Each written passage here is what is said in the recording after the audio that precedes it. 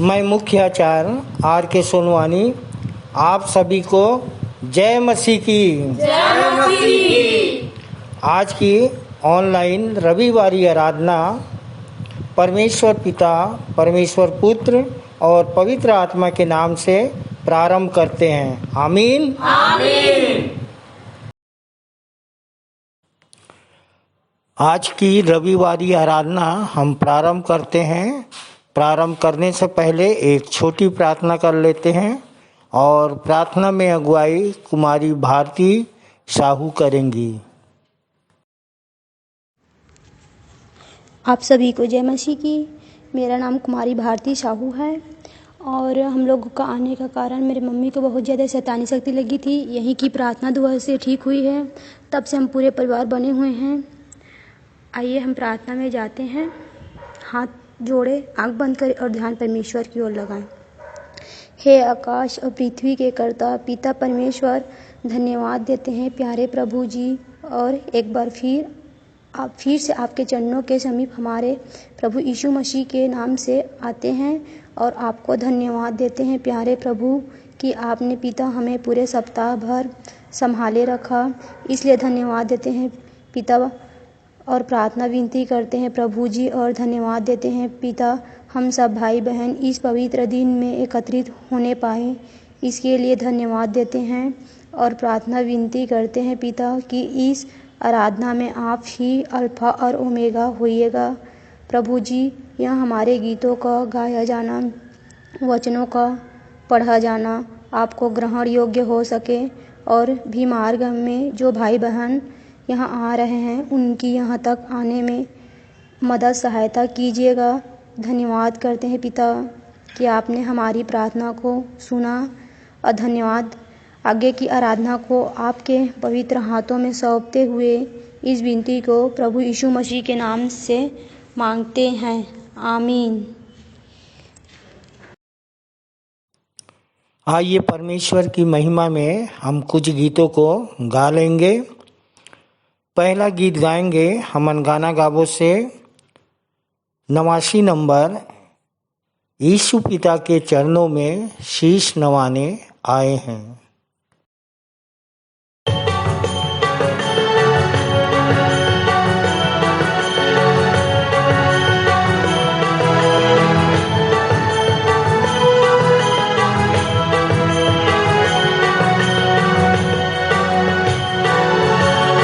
यीशु पिता के चरणों में शीश नवाने आए हैं। मार्ग वही, उद्धार वही, उसे मनाने आए हैं। यीशु पिता के चरणों में शीश नवाने आए हैं।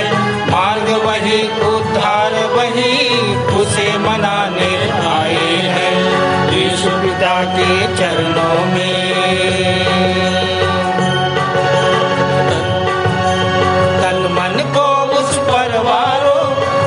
वचन को अपना लो, उसके विधानों को मानो, प्रभु में जीवन रच डालो।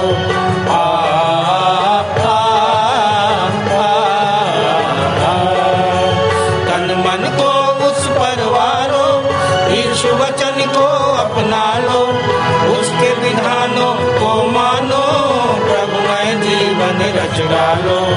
यीशु पिता के चरणों में शीश नवाने आए हैं। मार्ग वही, उद्धार वही, उसे मनाने आए हैं। यीशु पिता के चरणों में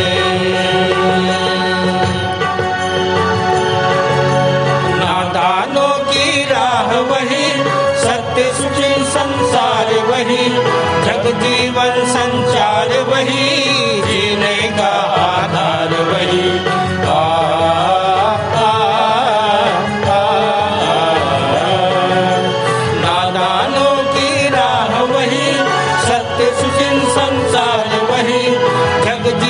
संचार वही, जीने का आधार वही।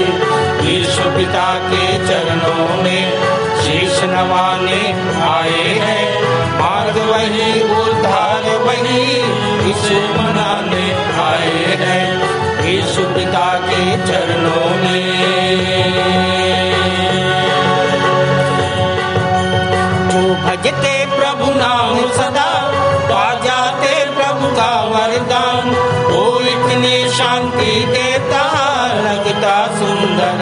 सारा।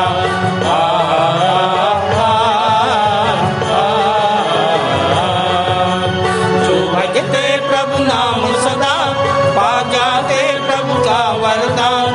वो इतनी शांति देता, लगता सुंदर जग सारा। ईश पिता के चरणों में शीश नवाने आए हैं, मार्ग वही उद्धार वही, उसे मनाने आए हैं ईश पिता के चरणों में।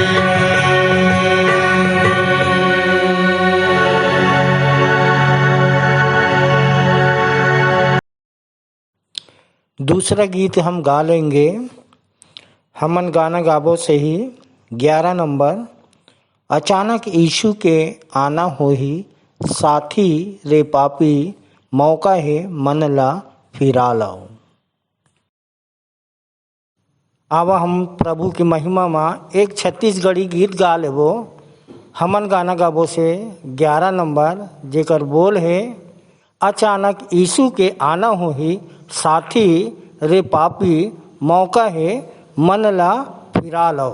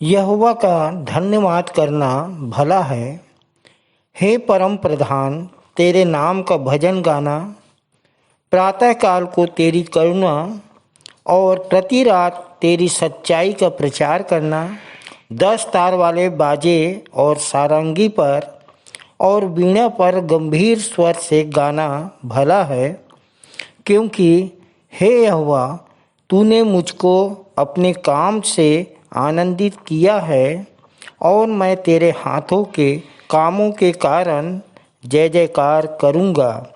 हे यहोवा, तेरे काम क्या ही बड़े हैं, तेरी कल्पनाएं बहुत गंभीर हैं। परमेश्वर अपने वचन पर हम सबको आशीष दे। आइए हम अपने परम प्रधान परमेश्वर की आराधना में जाएं। मुख्य आराधना के प्रारंभ में हम एक गीत गा लेंगे। स्तुति के गीत से 7 नंबर, धन्य तेरा पिता, तूने पुत्र को भेज, मनुष्यों पर प्रकट किया अपना तेज। आइए हम स्तुति के गीत पुस्तक से गीत का नंबर 7 गा लें, जिसके शब्द हैं धन्य तेरा पिता।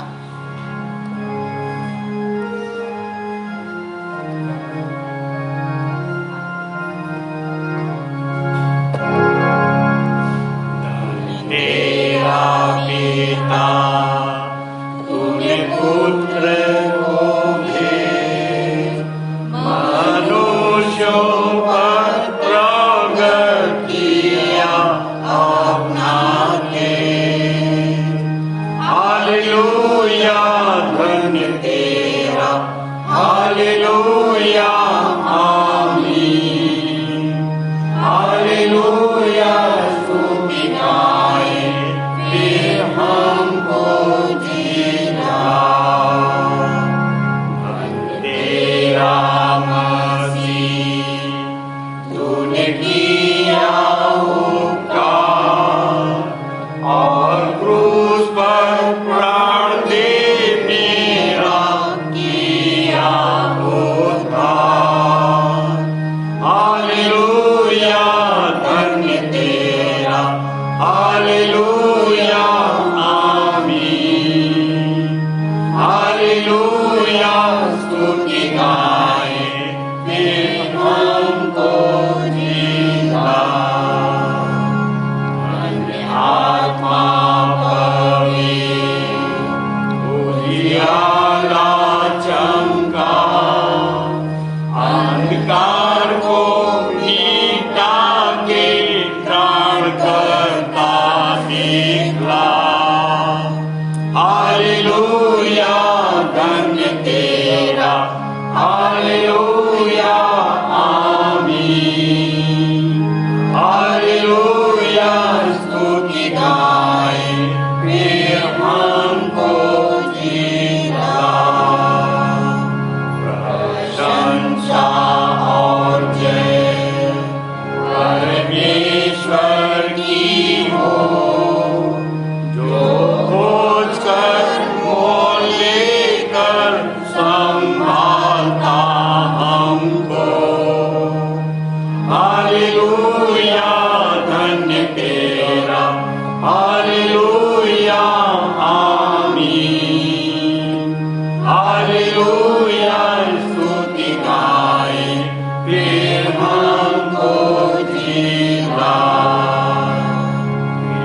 हमको जीना, अपना प्रेम सब में भर और हर एक के मन को उत्साहित तू कर। हालेलुया, धन्य तेरा, हालेलुया, आमीन। हालेलुया, स्तुति गाएं फिर हमको जीना।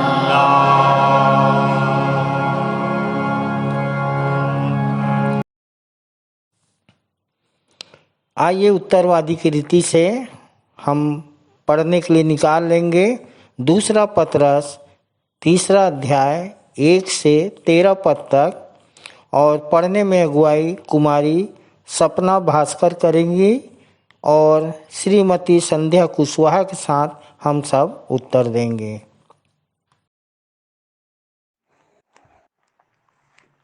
आप सबों को जय मसीह की। आइए उत्तरवादी पाठ पढ़ने के लिए निकाल लेंगे दूसरा पत्रस, उसका 3रा अध्याय, पहले पद से 13 पद तक पढ़ेंगे, जो पाया जाता है नीली बाइबिल में पृष्ठ क्रमांक 362। पहला पद मैं पढ़ूंगी, दूसरा पद आप बहन के साथ पढ़िएगा। हे प्रियो, अब यह दूसरा पत्र लिखकर मैं स्मरण दिलाते हुए तुम्हारे सच्चे मन को उभार रहा हूँ कि तुम उन वचनों को जो पवित्र नबियों द्वारा पहले से ही कहे गए थे और उद्धारकर्ता प्रभु की उस आज्ञा को जो तुम्हारे प्रेरितों द्वारा दी गई थी स्मरण करो। सर्वप्रथम यह जान लो कि अंतिम दिनों में ठट्ठा उड़ाने वाले ठट्ठा उड़ाते आएंगे, जो अपनी दुर्वासनाओं का अनुसरण करेंगे और कहेंगे, कहाँ गई उसके आगमन की प्रतिज्ञा। हमारे पूर्वज तो सो गए, फिर भी सृष्टि के आरंभ से अब तक सब कुछ वैसा ही चला आ रहा है। जब वे ऐसा कहते हैं तो यह भूल जाते हैं कि परमेश्वर के वचन द्वारा ही बहुत समय से आकाश विद्यमान है और पृथ्वी जल में से बनी और जल द्वारा ही अस्तित्व में है, और इसी से उस समय संसार जलमग्न होकर नष्ट भी हो गया। परंतु उसके वचन द्वारा वर्तमान आकाश और पृथ्वी भस्म किए जाने के लिए रखे गए हैं और ये अधर्मी लोगों के न्याय और विनाश के दिन तक ऐसे ही रखे जाएंगे। हे प्रियो, यह बात तुमसे छिपी न रहे कि प्रभु की दृष्टि में एक दिन 1000 वर्ष के बराबर है और 1000 वर्ष एक दिन के बराबर। प्रभु अपनी प्रतिज्ञा को पूरी करने में विलंब नहीं करता, जैसा कि कुछ लोग समझते हैं, परंतु वह तुम्हारे प्रति धीरज रखता है। वह यह नहीं चाहता कि कोई नाश हो, परंतु यह कि सब पश्चाताप करे। परंतु प्रभु का दिन चोर के सदृश आएगा, जिसमें आकाश बड़ी गर्जन के साथ लुप्त हो जाएगा और तत्व प्रचंड ताप से नष्ट हो जाएंगे और पृथ्वी तथा उस पर किए गए कार्य भस्म हो जाएंगे। जबकि ये सब वस्तुएं इस प्रकार नाश होने पर है, तो तुम्हें पवित्र चाल चलन और भक्ति में किस प्रकार के लोग होना चाहिए। तुम्हें परमेश्वर के दिन को शीघ्र लाने के लिए किस प्रकार प्रयत्नशील रहना चाहिए। उस दिन के कारण आकाश जलकर नष्ट हो जाएगा और तत्व प्रचंड ताप से पिघल जाएंगे। अंतिम वचन हम सब एक साथ पढ़ लेंगे। परंतु उसी प्रतिज्ञा के अनुसार हम एक नए आकाश और नई पृथ्वी की राह देख रहे हैं, जिसमें धार्मिकता वास करती है। आइए हम विश्वास वचन बोलें। मैं सर्वशक्तिमान पिता पर स्वर्ग और पृथ्वी के सृजनहार परमेश्वर पर विश्वास रखता हूँ। मैं उसके एकलौते पुत्र हमारे प्रभु यीशु मसीह पर, जो पवित्र आत्मा के सामर्थ के द्वारा कुमारी मरियम से जन्मा, जिसने पोंतियुस पिलातुस के राज्य में दुख उठाया, जो क्रूस पर टांगा गया और मारा गया, जो गाड़ा गया इस लोक में पहुंचा और तीसरे दिन मृतकों में से फिर जी उठा, जो स्वर्ग पर चला गया और सर्वशक्तिमान पिता परमेश्वर के दाहिने हाथ विराजमान है और जीवितों और मृतकों का न्याय करने फिर आने वाला है।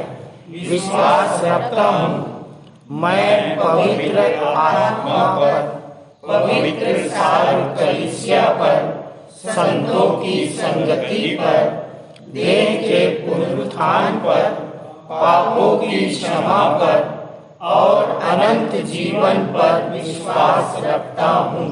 आमीन।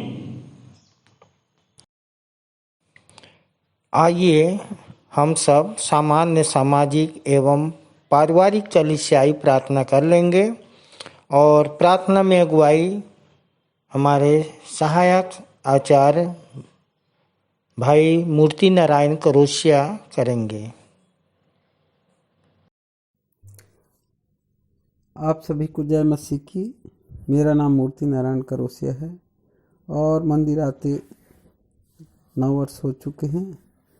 आइए हम सब प्रार्थना में जाएं। अपनी आंखें बंद करें, हाथ जोड़ें और ध्यान परमेश्वर की ओर लगाएं। हमारे जीवित अनुग्रहकारी दयालु प्रेमी पिता परमेश्वर, बड़े धन्यवाद के साथ यीशु नासरी के नाम से तेरे चरणों के नजदीक आते हैं। धन्यवाद धन्यवाद धन्यवाद देते हैं पिता परमेश्वर। तू दयालु अनुग्रहकारी परमेश्वर पिता, सर्वशक्तिमान परमेश्वर प्रभु है। स्वर्ग और पृथ्वी का सृजनहार, पालनहार, तारनहार परमेश्वर पिता, प्रभु जी तेरी महिमा हो, स्तुति हो, बड़ाई हो, प्रशंसा हो। प्रभु जी पवित्र आत्मा से हम सबको भरते जा परमेश्वर पिता। यीशु मसीह की सामर्थ्य हम सब के अंदर कार्य करने वाली हो सके। पिता परमेश्वर, आज इस आराधना में प्रभु जी हम प्रार्थना विनती करते हैं पिता कि आप हमारी अगुवाई करें, मदद करें, सहायता करें। प्रभु जी तेरी इच्छा से प्रभु जी जो दिन ठहराए गए पिता परमेश्वर हमारे जीवन के लिए उत्तम और आनंद से भरा हो सके। प्रभु जी ऐसे हम तुझसे प्रार्थना करते हैं। आप अनंत जीवन मोक्ष उद्धार देने वाले परमेश्वर पिता हैं। प्रभु जी आपकी अगुवाई हमारे लिए प्रभु जी मार्गदर्शन का कार्य करती है। प्रभु जी पिता परमेश्वर तूने हम सब पर बड़ी दया अनुग्रह किया पिता परमेश्वर कि आज हम सब यहाँ पर एक मत होकर के सभी जन एकत्रित होकर तेरी आराधना स्तुति कर सकते हैं। पिता परमेश्वर प्रार्थना करते हैं प्रभु जी अपने कलीसिया के संचालक जी के लिए, सह संचालिकाओं के लिए, समस्त आचार्य गणों के लिए, सह आचार्यों के लिए, सहायक आचार्यों के लिए और जितने भी हमारे मंदिर के सदस्य हैं, पुरानीय हैं, प्राचीन हैं पिता परमेश्वर, उन सब के जीवन में तेरा आशीष में हाथ हो सके। पिता परमेश्वर तूने हम सब पर अपनी अनुग्रह को उड़ेला है पिता परमेश्वर और तेरी दया अनुग्रह से भी पिता परमेश्वर यह मंदिर निरंतर प्रभु जी उन्नति की ओर अग्रसर होता है पिता।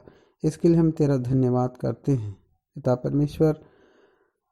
जहाँ जहाँ पर पिता परमेश्वर बीते सप्ताह गुरु मंत्र नए नियम के द्वारा अनेक स्थानों पर प्रभु जी लोगों के द्वारा जो प्रचार प्रसार किया गया है पिता, उन सारी बातों में पिता परमेश्वर आपने उन्हें सराहा है पिता परमेश्वर, आशीषित किया है पिता। जो भी वचन का प्रचार प्रसार किया गया है पिता, उनके हृदय में फलवंत होने पाए पिता परमेश्वर। जहाँ जहाँ यीशु मसीह का नाम ना पहुँचा हो पिता, ऐसी जगह भी पिता परमेश्वर तेरा नाम पहुँच सके प्रभु जी, और हम सब मिलकर प्रभु जी तेरे नाम को धन्यवाद देने वाले हो सकें पिता परमेश्वर। हम उस मसीही समाज के समस्त अगुओं के लिए प्रार्थना करते हैं, पास्टर और जितने हमारे अगुवाई करने वाले हमारे लोग हैं पिता, उन सब पर तेरी आशीष को चाहते हैं। जितने प्रचारक हैं पिता, उन सब पर तेरी असीम अनुग्रह को चाहते हैं पिता परमेश्वर कि बड़े दया और अनुग्रह से पिता तूने हम सब को चुना है पिता। कि हम सब मिलकर तेरी महिमा कर सकें प्रभु जी। पिता, हमारा जीवन धन्य हो सके पिता, कि हम तेरे कार्यों को करने वाले हो सकें। पिता परमेश्वर, जहाँ जहाँ आज के दिन कलीसिया लगाई जाती है और जो आराधनाएं होती है प्रभु जी, वहाँ पर पिता आपकी उपस्थिति को चाहते हैं प्रभु जी। और पिता, कोई भी खाली वहाँ से जाने ना पाए पिता। हर व्यक्ति की मनोकामना यीशु नासरी के नाम से पूरी होने पाए। पिता परमेश्वर, आज के वचन के लिए हम प्रभु जी प्रार्थना करते हैं पिता। जो संदेश देने वाले हैं, जो गीतों के द्वारा तेरी महिमा करते हैं, कविताओं के द्वारा प्रभु जी तेरी प्रशंसा बड़ाई स्तुति करते हैं प्रभु जी, उन सब पर पिता परमेश्वर आत्मा और सच्चाई से पिता परमेश्वर वो सारे काम कर सकें।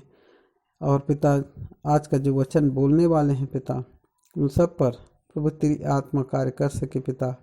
वो आत्मा और सच्चाई से प्रभु जी तेरे वचनों को यहाँ रख सके पिता, ताकि यहाँ उपस्थित जनों के हृदय में वो बैठ बना सके प्रभु जी, और इन सब के द्वारा तेरी महिमा होने पाए। पिता परमेश्वर, हम प्रार्थना विनती निवेदन करते हैं प्रभु जी, मंदिर में चल रहे जो प्रोजेक्ट हैं, जो कार्य हैं पिता परमेश्वर, जो निरंतर प्रभु जी बिना बाधा के प्रभु जी प्रगति की ओर बढ़ते जाते हैं पिता परमेश्वर, उन सब पर भी हम तेरी आशीष को चाहते हैं प्रभु जी। वो निर्बाध गति से इसी तरह प्रभु जी निरंतर वो सारे काम सफलता की ओर बढ़ते जाएं प्रभु जी। पिता परमेश्वर, इसके लिए पिता जो भी जन प्रभु जी अपने तन मन और धन से प्रभु जी सेवा करते हैं, सेवकाई के लिए प्रभु जी आगे बढ़ते हैं पिता, उन सब के हृदय को शुद्ध कर पवित्र कर प्रभु जी, कि उनके जो भी सहयोग हैं पिता परमेश्वर, वो तुझे सुखदायक सुगंध के रूप में ग्रहण हो सके। और पिता, इस सारे प्रचार प्रसार के काम पिता निरंतर प्रगति की ओर बिना बाधा के आगे बढ़ने वाले हो सकें। पिता परमेश्वर, इस ऑनलाइन प्रार्थना में पिता परमेश्वर आज के दिन जितने भी हमारे जन जुड़े हैं पिता, और जो लोग पहली बार जुड़े हैं पिता, उन सबको भी आप आशीषों से भरते जाइए प्रभु जी। उनके जीवन में पिता परमेश्वर जो कोई भी दुख, संकट, मुसीबत, पारिवारिक क्लेश या किसी प्रकार की शत्रु बाधा या परमेश्वर पिता कोई शैतानी शक्तियों के कारण पिता परमेश्वर वो पीड़ित हैं पिता, उन सारी बाधाएं यीशु मसीह नासरी के नाम से दूर होने पाए प्रभु जी।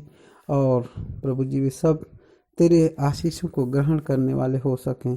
और पिता परमेश्वर, आप उनके जीवन में अपनी महिमा को प्रकट कर सकें। पिता परमेश्वर, हम धन्यवाद करते हैं पिता परमेश्वर, ये आपने यह उत्तम अवसर हमें दिया प्रभु जी, कि हम तेरी स्तुति, महिमा, बड़ाई, प्रशंसा कर सकें।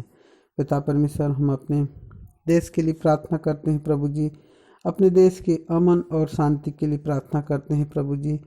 उन सभी जनों के लिए प्रार्थना, भारत देश की जनता के लिए प्रार्थना करते हैं प्रभु जी, वे इस भारत देश में सुखपूर्वक रह सके प्रभु जी, और शांति के वातावरण में पिता परमेश्वर जो सुधी जन है प्रभु जी, वो तेरे करीबी में आ सकें पिता परमेश्वर, तेरी महिमा को देख सकें, तेरे कार्यों को पहचान सकें, और प्रभु जी तेरी ओर अपने मन को फिराने वाले हो सकें। पिता परमेश्वर, हम प्रार्थना करते हैं प्रभु जी, देश में, संसार में पिता परमेश्वर जो क्रूरता की बातें चलती हैं, जो युद्ध का वातावरण है प्रभु जी, रूस और यूक्रेन के बीच में पिता परमेश्वर जो मंदी का, जो मतभेद का वातावरण है प्रभु जी, जो युद्ध का रूप लेते जाता है परमेश्वर पिता, जिसमें न जाने कितनी जनहानि हो सकती है, नरसंहार हुए हैं पिता,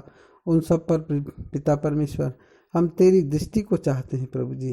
पिता परमेश्वर, संसार में ऐसा कोई काम नहीं पिता जो तेरी इच्छा से हो पिता परमेश्वर, और पिता सारी बातों में हम तेरी महिमा को देखते हैं पिता परमेश्वर।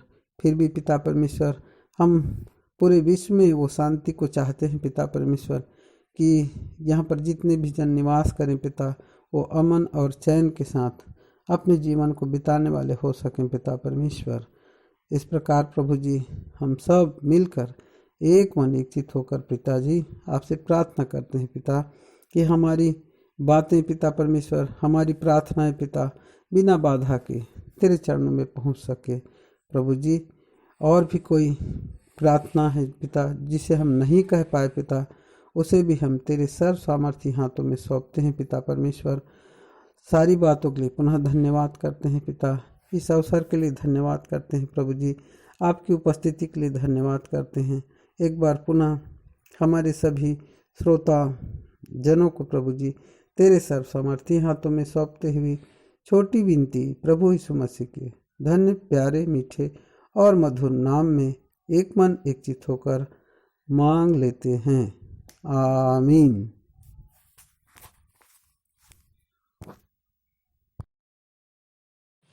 आइए हम संदेश में जाएंगे और इस समय हम 2 संदेश सुनेंगे। पहला संदेश श्रीमती अंजना बघेल के द्वारा जो डोंगरगढ़ कलीसिया से है, और उनका जो विषय है यूहन्ना 3:11-12 पर आधारित जीवित गवाही एवं संदेश। प्रभु में सभी भाइयों और बहनों को मेरा प्रेम भरा नमस्कार। सबको जय मसीह की। मैं बाइबिल के नए करार से वचन के साथ शुरुआत करूंगी।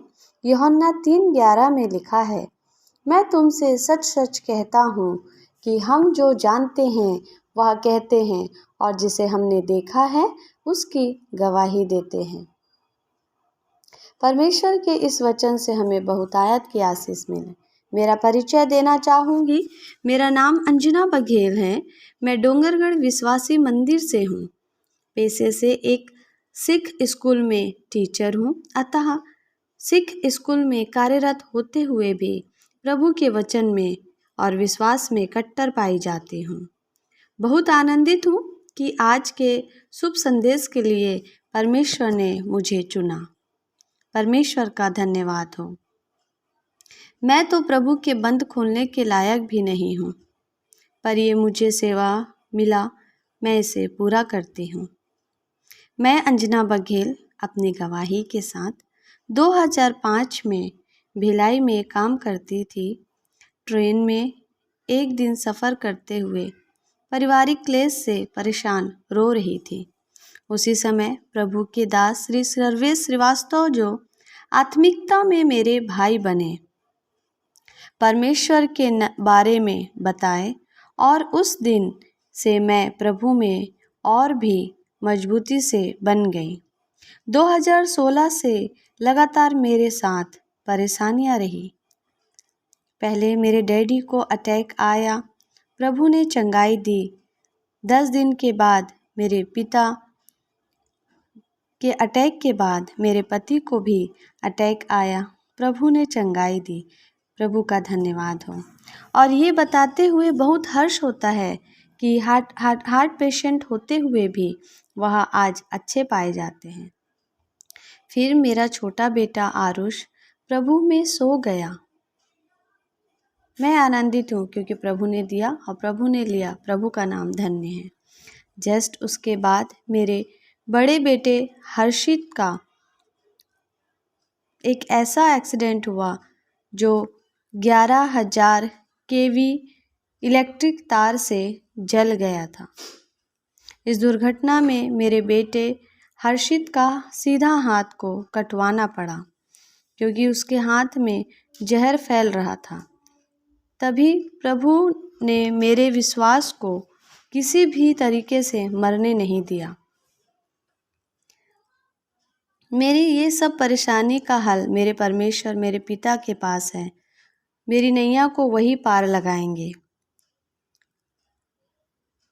आत्माओं के 9 फल में जो फल है विश्वास और धैर्य मुझ में प्रभु ने दिए हैं, आज भी मुझ में है। मैं अपने विश्वास में बनी हूँ। बहुत सी गवाही मेरे जीवन में है।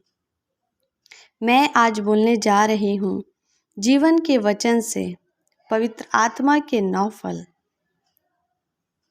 गलातियों 5:22-23। पर आत्मा का फल प्रेम, आनंद, मेल, धीरज, कृपा, भलाई, विश्वास, नम्रता और संयम है। मैं इस वचन को फिर से दोहराती हूँ। गलातियों 5:22-23 पर आत्मा का फल प्रेम, आनंद, मेल, धीरज, कृपा, भलाई, विश्वास, नम्रता और संयम है। मसीह में प्रिय भाइयों और बहनों, सभी को जय मसीह की। पवित्र आत्मा का 9 फल वो हमारे लिए एक ऐसी आशा बनाते हैं जिससे हम अपने विश्वास को जांच सकते हैं और हमारे विश्वास को हम कहाँ खड़े हैं, हमारे विश्वास में हम कहाँ खड़े हैं, इन संदेशों को सुनकर अपने आप को जांच सकते हैं। यह देख सकते हैं कि हम आत्मा में कितनी गहराई में गए हैं और हमारे विश्वास का परिमाण क्या है। हम ये नहीं कह सकते कि किसी के पास अच्छा विश्वास का परिमाण है और वो बहुत लंबे समय से मसीह है और उसके पास बाइबिल का बहुत सा ज्ञान है। हम किसी के विश्वास को इसके द्वारा देख सकते हैं कि कितना ज़्यादा उन्होंने अपने हृदय को सत्य के द्वारा बदला है। कितना ज़्यादा हमने प्रभु के हृदय को दिखाया है। धन्य वचन और आत्मिक वचन से हम देख सकते हैं कि हमारे पास कितना विश्वास है। उदाहरण के लिए हम बता सकते हैं या ले सकते हैं, यदि आप एक जगह से दूसरी जगह जा रहे हैं और रास्ते में पड़ने वाले अलग अलग जगह को जानते हैं तो हम अपने रास्ते को आसानी से दृढ़ कर सकते हैं। हो सकता है आप छोटे छोटे गांव के नाम को नहीं जानते पर बड़े शहरों के नाम को जानते हैं, तो वे आपकी बहुत सी मदद करेंगे। अगर हम कहें आप अपनी कार को एक निश्चित जगह पर चला रहे हैं कि आगे और कौन सा शहर आएगा, इसी तरह से अगर आप उस शहर को पार करते हैं तो आपको पता चलता है कि आप ठीक जगह पर हैं कि नहीं और ठीक जगह चला रहे हैं कि नहीं। अगर आप जानते हैं वो शहर बीच में पड़ता है तो आप देख पाते हैं आप ठीक जगह पर हैं। जब आप इन बिंदुओं को जानते हैं और ये भी कि आपको और कितनी दूर जाना है और कितना तय हो गया है। अगर आप भूल जाएं तो भी यह महसूस होगा कि जगह गलत है। इसी तरह सेम विश्वास में भी है। जब हम स्वर्ग के राज्य में जाते हैं भाइयों और बहनों, ये हमारे लिए बहुत ज़्यादा लाभदायक है कि हमारा कोई ना कोई स्पष्ट हो जो हमारे विश्वास को जांच सके और हम अपने अंतिम उद्देश्य तक पहुंच सके, जो कि नया यरूशलेम है। प्रिय भाइयों और बहनों, इस प्रकार बाइबिल में ऐसा बहुत से भाग हैं जो हमारे लिए हैं, जो हम नए यरूशलेम के लिए अगुवाई करते हैं। वो है धन्य वचन, आत्मिक प्रेम और पवित्र आत्मा के 9 फल। हम इन चरित्रों को अपने हृदय में रखना है। हमें इन चरित्रों को अपने हृदय में रखना है ताकि हम स्वर्ग में अच्छा स्थान को पा सके। सोचिए पवित्र आत्मा के 9 फल क्या हैं और किस तरीके से ये फल को हम उत्पन्न कर सकते हैं। फल उन सभी चीज़ों का नतीजा है। हमने कुछ बीज बोया, फिर उसमें कलियां आई और वो खिली, फिर फूल आए।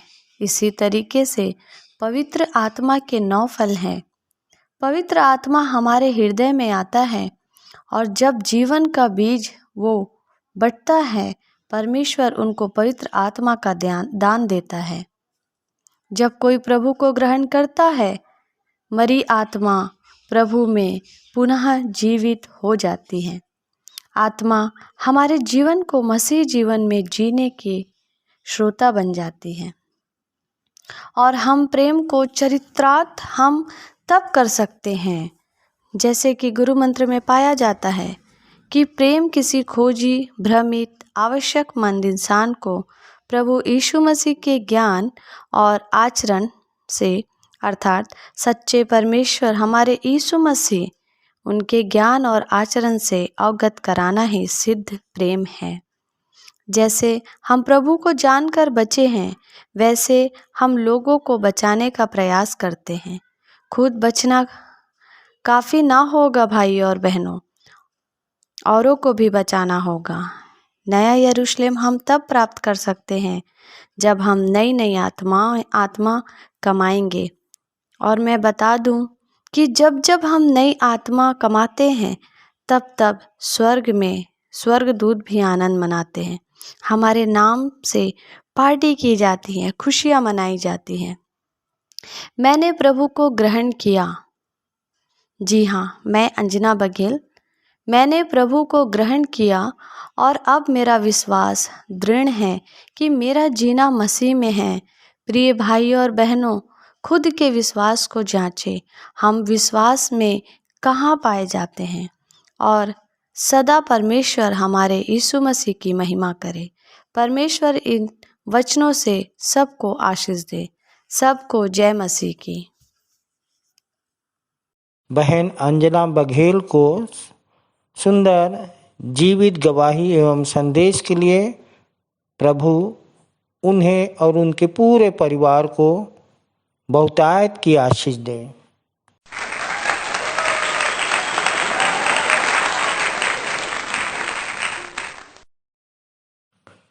दूसरा संदेश हम सुन लेंगे हमारे आचार्य पंडित चंद्रशेखर देव तिवारी शास्त्री के द्वारा, जिनका विषय है प्रभु भोज पर आधारित है। तो आइए हम संदेश सुने। आप सबको आचार्य पंडित चंद्रशेखर देव तिवारी शास्त्री की ओर से जय मसीह की। आज के हमारे संदेश का विषय है यीशु के लहू में सामर्थ है। बाइबल बताती है कोई भी धर्मी नहीं, सब पापी हैं। हम धर्मी कैसे बने, इस पाप से छुटकारा कैसे पाएं? जब हम यीशु मसीह पर विश्वास करते हैं, उसे अपना व्यक्तिगत उद्धारकर्ता के रूप में ग्रहण करते हैं, क्रूस के पास आते हैं, तो बाइबल कहती है कि यीशु का लहू हमें सब पापों से शुद्ध करता है। 1 यूहन्ना 1:7 में लिखा है। जब हम अपने पापों को मान लेते हैं तो यीशु का लहू हमें सारे पापों से शुद्ध कर देता है। और जब हम शुद्ध हो गए तो अब हम धर्मी बन जाते हैं। पाप हमारे जीवन में राज्य नहीं कर सकता, शैतान हमारे जीवन में राज्य नहीं कर सकता। हम यीशु मसीह के हो गए हैं, यीशु के लहू के द्वारा हम खरीदे गए हैं। तो मेरे प्रिय भाइयों और बहनों, कि आज हमको इस बात को जानना है कि यीशु के लहू में सामर्थ है, जीवन है। यीशु के लहू हमें पराजय से निकालकर जय के उत्सव में लेके चलता है। पुराने नियम में पापों को ढांप दिया जाता था, लेकिन नए नियम में यीशु मसीह ने उस सारे पापों को मिटा दिया। इब्रानियों की पत्री में लिखा है कि बिना लहू बहाए पापों की क्षमा नहीं होती। प्रतिवर्ष महायाजक लहू लेके जाता था पवित्र स्थान में, लेकिन हमारे पास एक ऐसा महायाजक है, प्रभु यीशु मसीह, जो एक ही बार अपना बलिदान चढ़ा के अपने लहू को परमेश्वर के सम्मुख ले गया और अब कोई बलिदान बाकी नहीं रहा। अब हमको कोई बलिदान चढ़ाने की ज़रूरत नहीं है। यीशु मसीह ने कहा कि मेरा लहू वास्तव में पीने की वस्तु है। जब हम उसे पीते हैं, उसमें सहभागिता होती है, उसका लहू हमारे शरीर में बहता है, एक नई ताकत, नई सामर्थ, नई ऊर्जा हमारे अंदर में आ जाती है और हम बिना डर और भय के उसके सुसमाचार का प्रचार करते हैं, उसके महान आदेश का पालन करते हैं, सब जाति के लोगों को चेला बनाते हैं। अब आपका लहू शुद्ध है, आप शुद्ध हैं, आप पवित्र हैं, क्योंकि आपने यीशु मसीह पर विश्वास किया है। उसके लहू में अद्भुत सामर्थ्य है, जीवन है। इसीलिए हम यीशु के लहू का बाड़ा बांधते हैं, यीशु के लहू में छिपाते हैं, ताकि हम सुरक्षित और जय के उत्सव में हम रहें। कुरिन्थियों की मंडली को पौलुस लिखते हुए कहता है कि यह बात मुझे प्रभु से पहुंची और मैंने तुम्हें भी पहुंचा दी, कि जिस रात यीशु मसीह पकड़वाया गया, रोटी ली, धन्यवाद दे के तोड़ी, चेलों को दिया, उसी तरह से कटोरा लिया, लहू को उन्होंने दिया और कहा कि ये खाने की और पीने की वस्तु है। यीशु ने कहा कि मेरी देह वास्तव में खाने की चीज़ है, लहू पीने की चीज़ है, जब तक इसे नहीं खाओगे, नहीं पियोगे, तुम में जीवन नहीं है।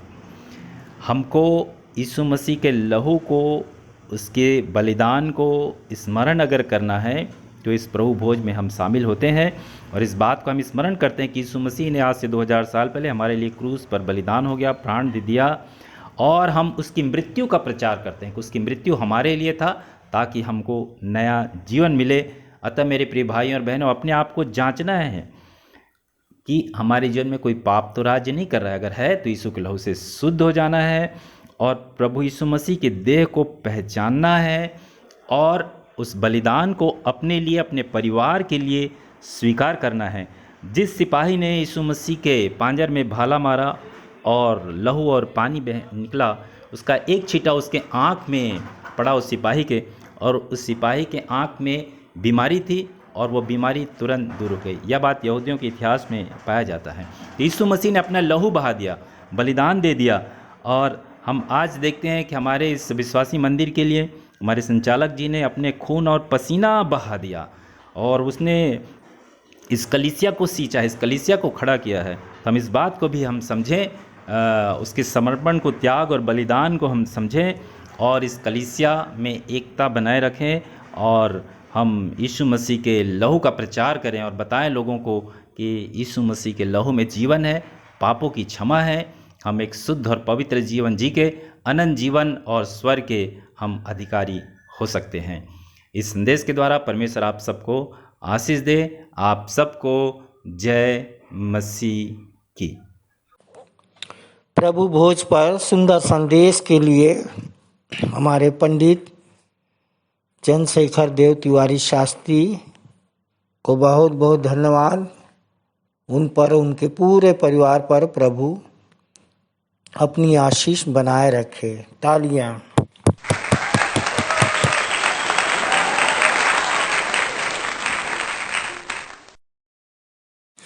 आइए हम अपनी अपनी भेंटों को एवं धन्यवादी भेंटों को देने के द्वारा परमेश्वर की महिमा करेंगे।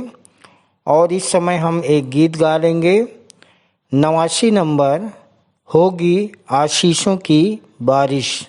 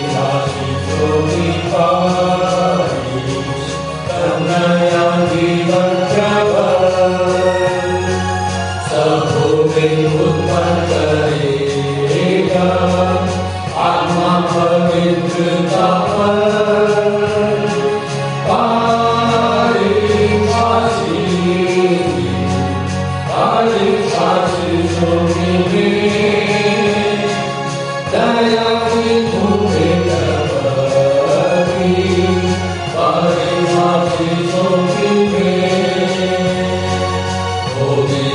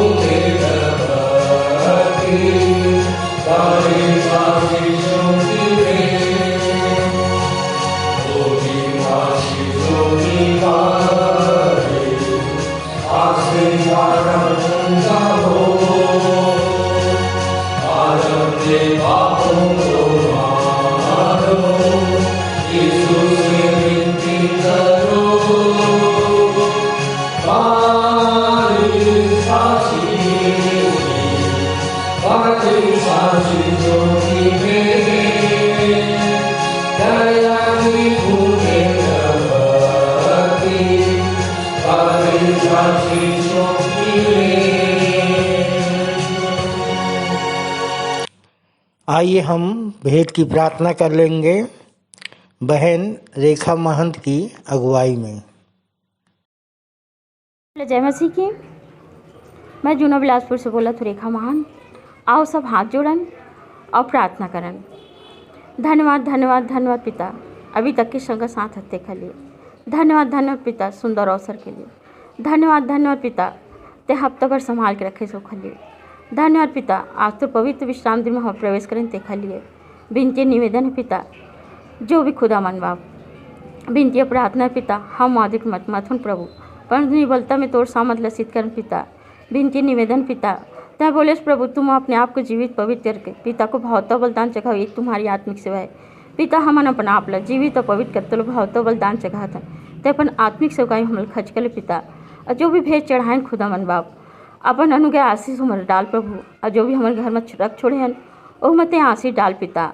हे यहोवा पिता परमेश्वर, विनती प्रार्थना है पिता कि हम सब विश्वास निभावे ते अपन राजकार्य में खर्च कर ले पिता। और हमारे खत्तल खुदा मन बाप आशीष दे कि हम अपन आप ला पिता तय बोले न खुदा मन बाप तू अपने प्रभु से सारे मान सारे बुद्धि सारे प्राण सारे शक्ति से प्रेम कर, तू अपने पड़ोसी से अपने समान प्रेम कर। हम और मालिक ते वचन बोले देख लिए धन्यवाद एवं हम पढ़न नहीं परंतु में चल सकन ऐसे हम ला आशीष दे दे। यहोवा पिता परमेश्वर, हम अपन आप ले जीवित और पवित्र भाव तो बलिदान कर चखाथन ते हम सब विश्वास निभाविल ते अपन आत्मिक सेवकाई में खर्च कर ले पिता। अब भेंट ला गहन कर ले खुदा मन बाप, सारी आदर में गौर तो चरण रखते हुए छोटा सा बिनती ला प्रभु यीशु मसीह धन और मीठे नाम में मांगथन, आमीन।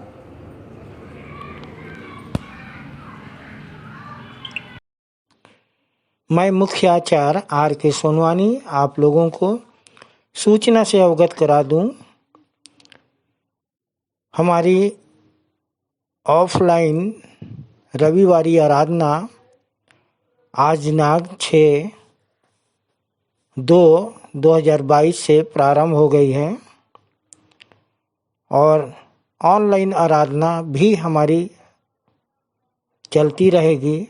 समय का विशेष ध्यान दीजिए, प्रातः 10 बजे से 12:30 बजे तक ऑनलाइन ऑफलाइन के माध्यम से, ऑनलाइन व्हाट्सएप पर और ऑफलाइन मंदिर में।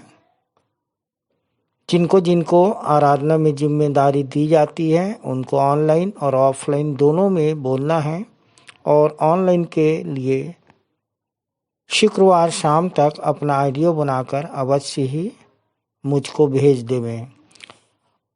आराधना में कोविड के नियमों का पालन किया जाएगा।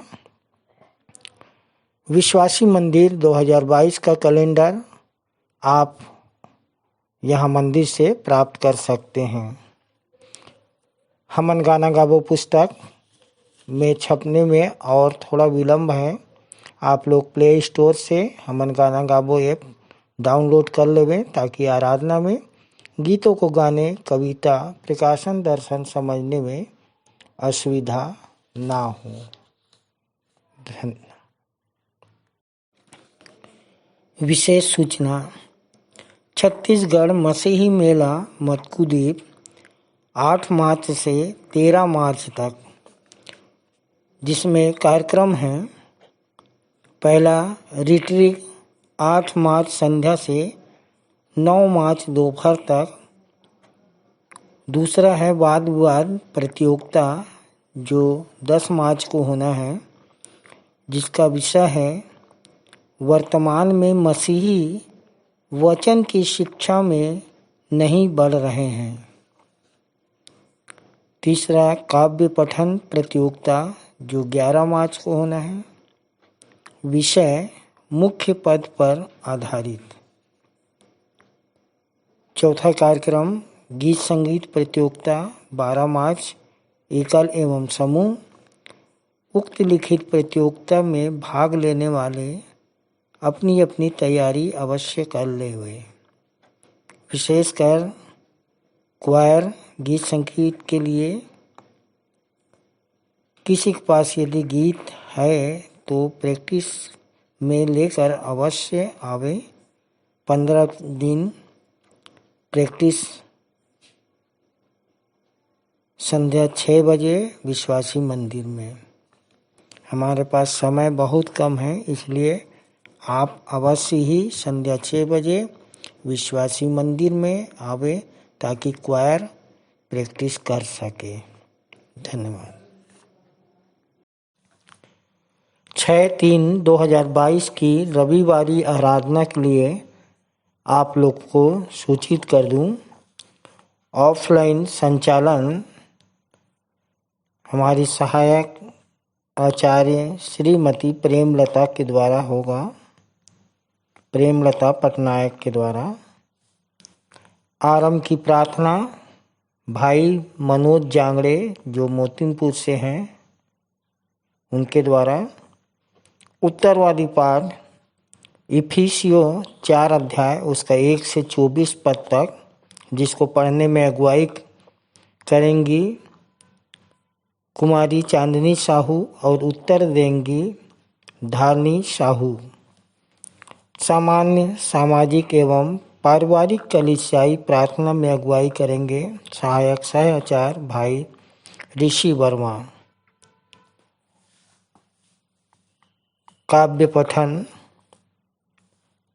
में जिनको बोलना है, अपनी कविता की प्रस्तुतिकरण जिनको करना है, हमारी सह संचालिका श्रीमती अर्चना दास जी के द्वारा, सह संचालिका डॉक्टर अल्पना राम जी के द्वारा, और तीसरा है हमारे प्राचीन मोहित राम बघेल के द्वारा, चौथा है हमारे सहायक आचार्य श्री मूर्ति नारायण करोसिया के द्वारा, हमारे सहायक आचार्य संतोष सोनवानी के द्वारा और भाई राकेश कुशवाहा के द्वारा। और इस समय 2 संदेश होंगे। जो पहला संदेश है वो ऑनलाइन है श्रीमती मल्लिका ब्राउन के द्वारा जो भोपाल से हैं, जिनका विषय है वचन सुनने से विश्वास में होती है वृद्धि। वचन सुनने से विश्वास में होती है वृद्धि, वचन को व्यवहार में लाने से बढ़ती है सिद्धि। अपने संदेश के लिए रोमियो 10:17, मत्ती 5:48 आप ले सकती हैं। दूसरा संदेश है जो ऑफलाइन है सहायक आचार्य पूनम साहू के द्वारा, जिनका विषय है स्वर्ग का पहला चरण, स्वर्ग का पहला चरण प्रेम का आचरण।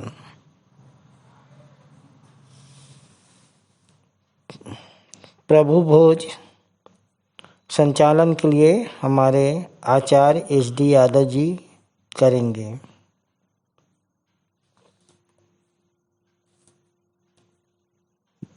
जो पूनम का संदेश था वो अपना पहला कुरिन्थी 13 अध्याय पर आप संदेश बना सकती हैं।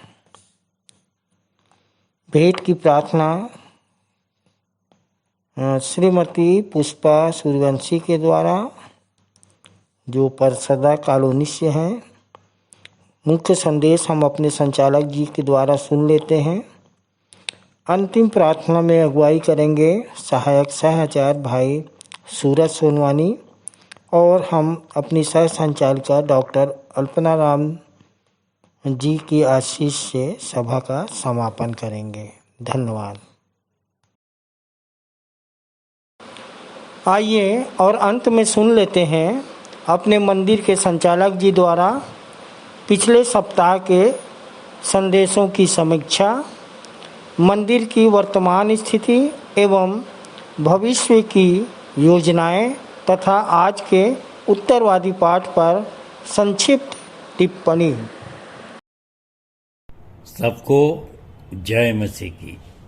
परमेश्वर का धन्यवाद हो कि उसने फिर से हम सब को ये अवसर दिया है कि उसके वचन में से कुछ सीख सकें। और इसी श्रृंखला में प्रियो मैं कहना चाहता हूँ कि हमारे जीवन की आपाधापी में कब हमको समय मिलता है कि थोड़ा सा ठहर के हम क्या खोया क्या पाया उस पर विचार करें, अपने जीवन की योजना बनाएं कि हम कहाँ तक पहुँचे हैं, हमारा लक्ष्य क्या है। और इसके लिए वचन हमारा मार्गदर्शन करता है। और ये बड़े आनंद की बात होती है कि जब हम वचन को पढ़ते हैं और विशेष करके जब संदेश तैयार करने की बात आती है तो ये एक अच्छा अवसर होता है, जबकि हम बड़े ध्यान से, बड़ी गंभीरता से वचन पर मनन करते हैं। और जब हम दूसरों को सिखाने का या बताने का प्रयास करते हैं तो निश्चित रूप से ये हमारी शिक्षा के लिए भी होता है। और इस प्रकार से मेरी और आपकी शिक्षा के लिए जो वचन तैयार किए जाते हैं वे आपके सामने रखे जाते हैं। और हमारे विश्वासी मंदिर का ये विशेष प्रयास होता है कि ज़्यादा से ज़्यादा लोग संदेश दें ताकि उनका जीवन भी संवर सके।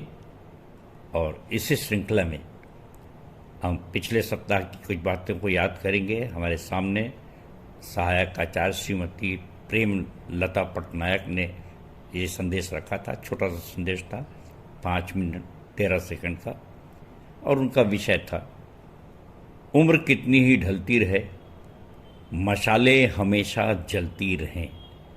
मत्ती 25 और 28 पर, जहाँ की 10 कुंवारियों का दृष्टांत यीशु मसीह ने बताया, जहाँ 5 मूर्ख और 5 समझदार थी। और बहन ने बताया कि इस संसार में भी 2 प्रकार के लोग होते हैं।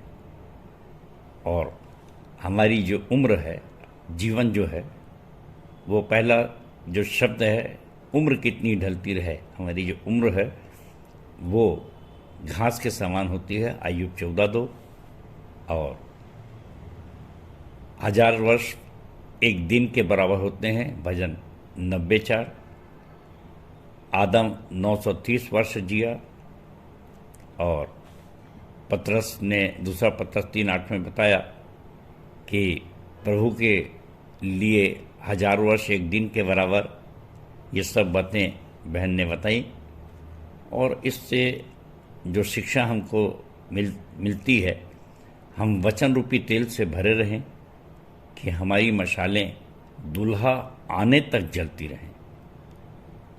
और कितने आनंद की बात है कि यदि हम वचन में बने रहें, प्रैक्टिस करते रहें, मनन करते रहें, तो जैसे मैंने बताया कि मेरे और आपके दोनों के जीवन के लिए वो बहुमूल्य होता है, शिक्षादायक होता है। और इसलिए बहन ने इन वचनों को रखा और हम बहुत बहुत धन्यवाद देते हैं बहन के सुंदर वचन के लिए। और एक कमी जो थोड़ी सी रह जाती है वो है कविता की, कि अगर अच्छा होता कि 2-4 लाइन अगर उसको कविता में बांधती तो और सुंदर हो जाता, क्योंकि समय पर्याप्त था। खैर, मेरा विचार है कि हम मरियम के समान उत्तम भाग को चुन लें और प्रभु के चरणों में बैठकर ज़्यादा से ज़्यादा वचन सीखें और समय असमय तैयार रहें और निरंतर प्रार्थना में लगे रहें, ताकि जब दूल्हा आए तो हम तैयार मिलें। फिर से बहन को बहुत बहुत धन्यवाद। परमेश्वर बहुतायत की आशीष दे। और अब दूसरा संदेश जो हमारे सामने रखा गया वो हमारे सहायक सह आचार्य भाई शंभू मानिकपुरी, और आपने भी 7 मिनट 53 सेकंड संदेश दिया और सुंदर गवाही के साथ भाई ने अपने संदेश को प्रारंभ किया। और उनका विषय था, हे भाइयों, बने रहो दृढ़ और अटल, क्योंकि प्रभु में किया गया परिश्रम ही होगा सफल। 1 कुरिन्थियों 15:58। प्रियो, अक्सर मृत्यु के समय, अंतिम संस्कार के समय ये वचन पढ़ा जाता है, और जो इस प्रकार है कि इसलिए हे प्रिय भाइयों, दृढ़ और अटल रहो और प्रभु के कार्य में सदा बढ़ते जाओ, क्योंकि तुम जानते हो कि तुम्हारा परिश्रम प्रभु में व्यर्थ नहीं है। भाई ने बताया कि विश्वासी बनना साधारण बात है, पर विश्वास में बने रहना कठिन है। और कैसे हम विश्वास में स्थिर रहें, अटल रहें, भ्रमित न हों। और भाई ने खूब अच्छा 231 नंबर का गीत जो अपन गाते हैं स्तुति गीत में, उसका उदाहरण दिया। अगर यीशु को अपना कहना, जैसे कांटों की राह पे चलना, और सच्चे मसीही बनना, संक्रूस पे उससे मरना। सो कितनी अच्छी बात है कि हमारे विश्वासी मंदिर में सिखाया जाता है। या आप लोग यहाँ क्यों आते हो? सब बड़ी जोर से कहते हैं मरना सीखने के लिए। सो मेरे प्रियो, ये बहुत ही गंभीर बात है। और भाई ने बताया कि हमको कैसे हर किस्म की मुसीबत, हर किस्म के कष्ट को सहना है, अपमान सहना है, और तभी जाके हम आगे बढ़ सकते हैं। और नीति वचन अगर ये देखा जाए तो 3 और 34 का भाई ने उदाहरण दिया कि ठट्ठा करने वालों से वह निश्चय ठट्ठा करता है और दीनों पर अनुग्रह करता है। अतः प्रभु की आज्ञाओं को हल्के में न लो, क्योंकि मत्ती 7:2, जिस नाप से तुम नापते हो उसी से नापे जाओगे। और यूहन्ना 18:40, आपको यीशु और बरअब्बा में से एक को चुनाव करना है। सो मेरे प्रियो, बड़े सुंदर सुंदर कोटेशन भाई ने दिए। और अंत में भाई ने बताया कि मत्ती 6:24 से कि आपको परमेश्वर और धन दो में से एक स्वामी को चुनना है, क्योंकि कोई 2 स्वामियों की सेवा नहीं कर सकता। और इसलिए मेरा विचार है कि आपको सिद्धि प्राप्त करना है। और जैसे पौलुस ने कहा कि मेरी सामर्थ निर्बलता में सिद्ध होती है। सो 2 कुरिन्थियों 12:9 से, सो प्रियो, जो बलवान में सिद्ध हो वह परमेश्वर कैसा, और इसी में से एक बल है धन का, और यही बल है जिसके लिए यीशु मसीह ने कहा कि धनी का परमेश्वर के राज्य में प्रवेश करना, धनी का परमेश्वर के राज्य में प्रवेश करना कठिन है। सो प्रियो, प्रभु के कार्य में सर्वदा निर्बलता के साथ बढ़ता जाना है। और इस प्रकार से जो हम प्रभु के लिए जो भी परिश्रम करते हैं वो हमारा व्यर्थ नहीं जाएगा। और भाई ने बहुत सुंदर संदेश रखा। भाई को प्रभु बहुतायत की आशीष दे। धन्यवाद। और इसके बाद तीसरे खंड में मेरा पिछले सप्ताह का संदेश आता है, जो पाया जाता है यूहन्ना 5:19 से 47 तक। अब उसमें से प्रियो, जब मैं प्रारंभ किया था वचन, तो एक शब्द को बताने की कोशिश किया था कि अघोरी के विषय में हम बहुत कुछ सुनते हैं, परंतु आज देखा कि जो कॉन्टेजियस संक्रामक होते हैं, व्यवहारिक होते हैं, उनके पास कुछ ऐसे विशेष गुण पाए जाते हैं जिससे कि जो वो एक विशेष वरदान दिया जाता है।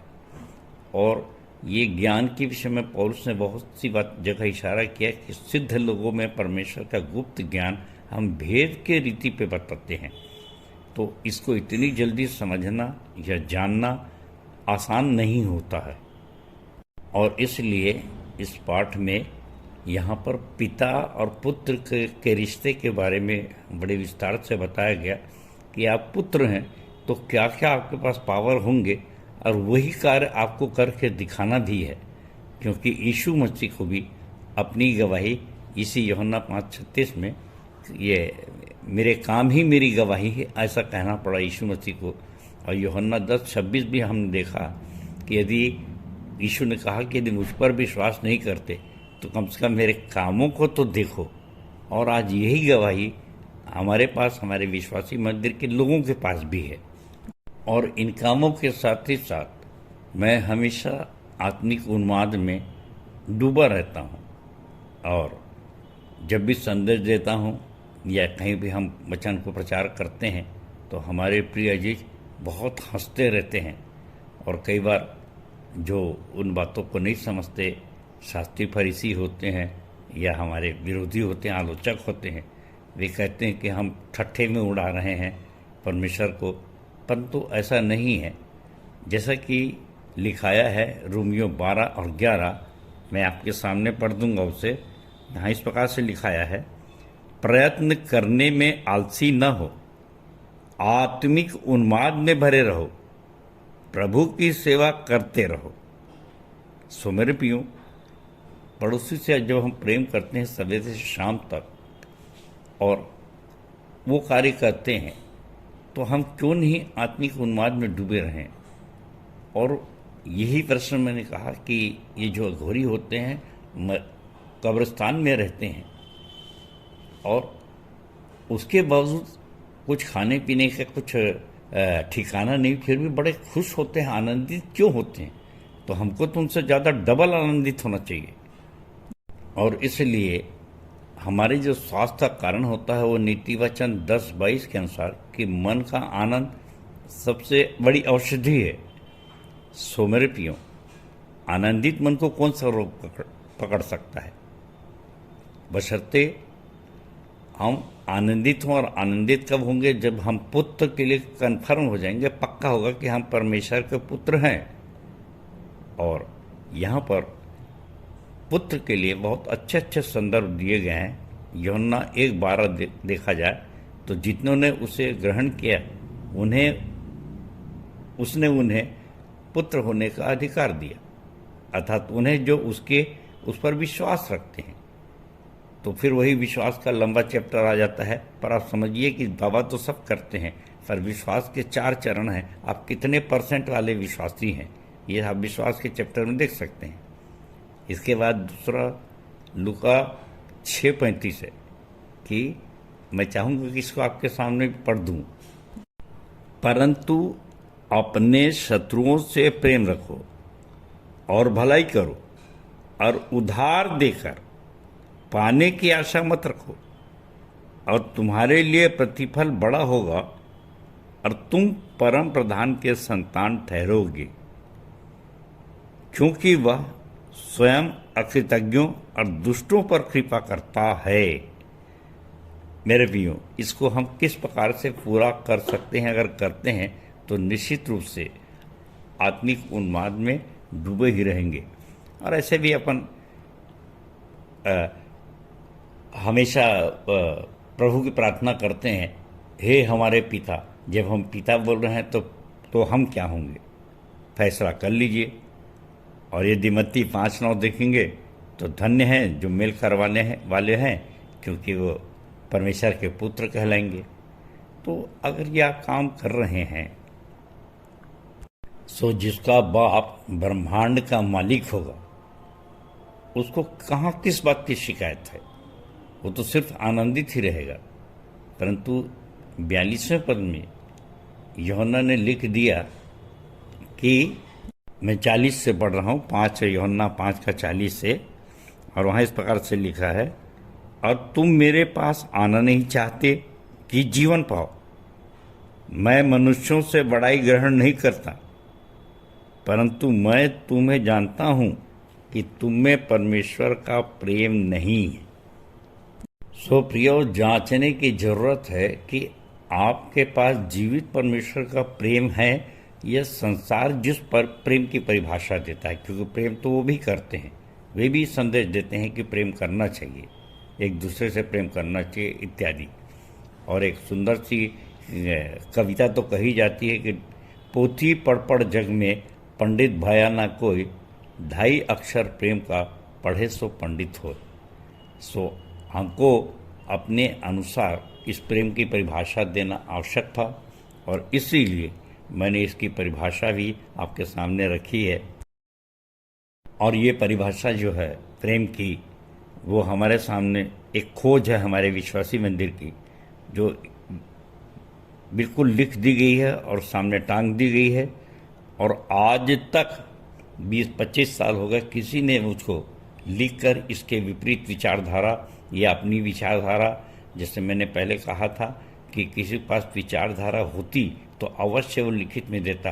ऐसे रास्ता चलते तो कोई भी कुछ भी बोल देता, कल को बदल भी जाता, नहीं मैंने ऐसा नहीं कहा। तो उसको विचारधारा मत मानिए कि हमारा विचारधारा कुछ अलग अलग है। इस प्रकार की बातों में मत उलझिए, उनका काम ही है डिस्कस करना, शैतान का काम है उलझना। सो उलझिए मत। परंतु यहाँ पर जो बात रखी गई है वो ये है परिभाषा कि किसी खोजी, भ्रमित, आवश्यकमंद व्यक्ति को सच्चे परमेश्वर अर्थात यीशु मसीह के ज्ञान व आचरण से अवगत कराना ही प्रेम है। और ये प्रेम कर यदि हम करते हैं तो निश्चित रूप से हम पुत्र हैं और हमेशा आनंदित भी रहेंगे। और इस पिछले सप्ताह के संदेश के पश्चात मेरे प्रियो इस सप्ताह के उत्तरवादी पाठ की ओर अपन ध्यान दें, जो कि है दूसरा पत्रस 3:1 से 13 पद। और यहाँ पर पत्रस चिट्ठी लिख रहा है और अपनी पत्नी में शुद्ध मन के बारे में बताना चाहता है, पवित्र चाल चलन कैसी हो और भक्ति में स्थिर कैसे रहें। सो प्रियो अपन पढ़ना शुरू करते हैं और मैं दूसरा पत्रस 3 का पहला पद आपके सामने पढ़ रहा हूं। हे प्रियो, अब यह दूसरा पत्र लिखकर मैं स्मरण दिलाते हुए तुम्हारे सच्चे मन को उभार रहा हूं। और पुरानी बाइबल में अगर देखेंगे तो वहाँ पर लिखाया है, हे प्रियो, अब मैं तुम्हें यह दूसरी पत्री लिखता हूँ और दोनों में शुद्धि दिलाकर तुम्हारे शुद्ध मन को उभारता हूँ। प्रियो, ये पत्री पत्रस इसलिए लिख रहा है कि प्रभु के दिन, प्रभु के आगमन के लिए अपने आप को तैयार रखे। और जैसे हम जानते हैं कि 5 कुंवारियाँ जो होशियार थीं, जिनकी मशालें जल रही थीं, वे दूल्हे के साथ चली गईं, बाकी के लिए दरवाज़ा बंद कर दिया गया।